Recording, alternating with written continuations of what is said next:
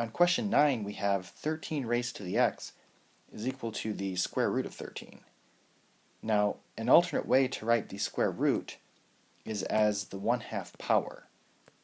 So instead of the square root of 13 we can write 13 raised to the 1/2 power.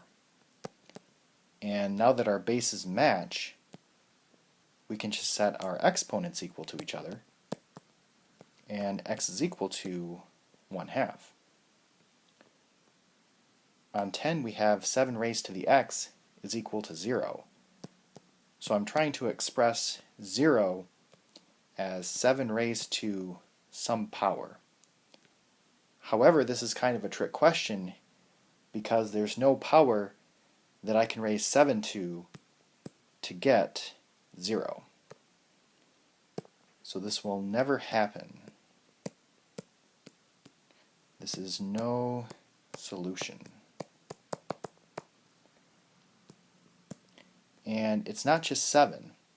So 2 to the x, 3 to the x, e to the x, etc. These will never equal 0.